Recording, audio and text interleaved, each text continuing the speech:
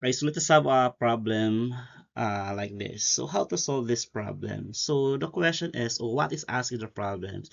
So we are only writing an absolute value inequality describing the range of the final grades. Ibig sabihin, ang hinahanap lang dito natin is absolute value inequality.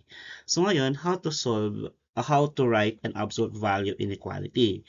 So we'll use this, which is x, any variable po dito, any variable, so it depends on you. Then, the midpoint.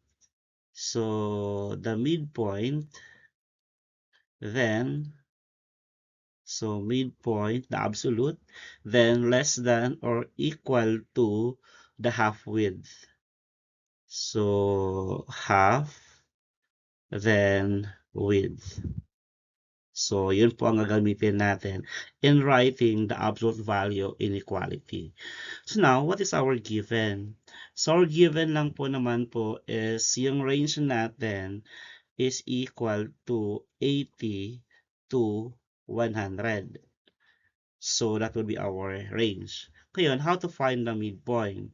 So to find the midpoint is you will only add 80 plus 100. Then divided by 2. So what is 80 plus 100? This is equal to 180 divided by 2 is equal to 90. So that would be our midpoint. Ngayon, how to find the half width naman? To find the half width, so we will only subtract the range, which is 100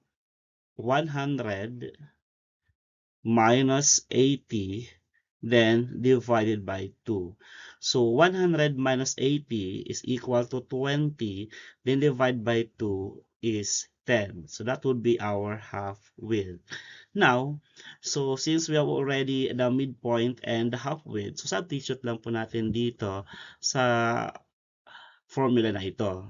So which is the absolute of x minus our midpoint is 90, then less than or equal to 10. So that would be our final answer. Kasi ang tinatanong lang naman is write an absolute value inequality.